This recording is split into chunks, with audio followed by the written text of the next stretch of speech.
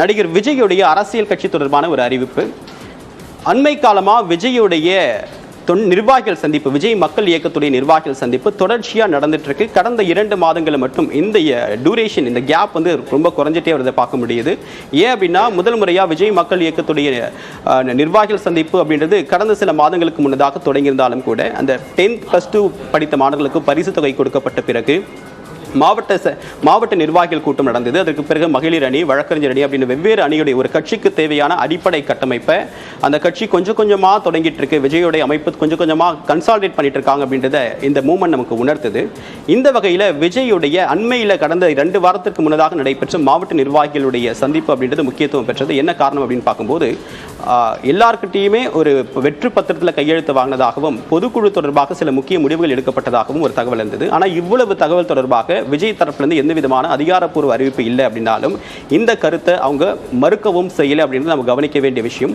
வழக்கமாக அரசியல் கட்சி தொடங்குறோம் அப்படின்னு சொல்லிட்டு சில நேரங்களில் பல முக்கிய பிரபலங்கள் தொடங்காமலே போயிருக்காங்க. ஆனால் விஜயை பொறுத்த வரைக்கும் நிறைய விஷயத்தை முன்னாடியே முன் தயாரிப்பால் செஞ்சிட்டு இருக்காரு அப்படின்னு பார்க்க முடியும். அரசியல் கட்சி பதிவு செய்வதற்கான பணிகளை ஏற்கனவே தொடங்கிவிட்டாரனும், எப்பனாலும் அந்த ஃபார்மாலிட்டி முடிஞ்ச உடனடியாக அது தொடர்பான அறிவிப்பு, அதில் எந்த விதமான சீக்ரெசி இருக்க வாய்ப்பில்லை. ஏன் அப்படின்னா, தேர்தல் ஆணையத்திலிருந்து ஒரு RTI போட்டு கேட்டோம் அப்படின்னா உடனடியாக அந்த தகவல் நமக்கு கிடைக்கும். ஸோ அதன் காரணமாக அவங்களே வெளிப்படையாக அறிவிக்க வாய்ப்பு இருக்கு. ஸோ அந்த ஃபார்மாலிட்டி முடிஞ்ச அடுத்த நிமிஷமே அது தொடர்பான கட்சி பெயர் வெளியிடப்படும்.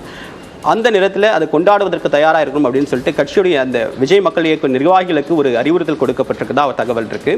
ஏற்கனவே விஜய் மக்கள் இயக்கத்தை கட்சியாக மாற்றுவதற்கான பணிகள் நடைபெற்று வரக்கூடிய நிலையில் உறுப்பினர் சேர்க்கைக்காக சில ஆப்களை தயாரிப்பதற்கான தகவல் இருக்கிறதாகவும் இருக்கு. எது எப்படியோ உடனடியாக அவர் தேர்தலுக்கு வரப்போறாரா, இல்லை 2026 நோக்கி பயணமா அப்படின்ற ஒரு விஷயத்தை கண்டிப்பாக நம்ம உற்று கவனிக்க வேண்டியிருக்கு. இந்த தேர்தலில் கடந்த உள்ளாட்சி தேர்தலின் போது எந்த விதமான கட்சிக்கும் ஆதரவு தெரிவிக்காமல் ரொம்ப சைலண்டாக அவங்களுடைய விஜய் மக்கள் இயக்க நிர்வாகிகள் தேர்தலை சாதிச்சாங்க. ஸோ இப்போவும் மக்களவை தேர்தலையும் அவங்களுடைய பங்களிப்பு இருக்காது அப்படின்னு நம்ம உறுதியாக சொல்ல முடியாது அப்படின்ற சூழ்நிலை தான் இப்போ ஏற்பட்டிருக்கு.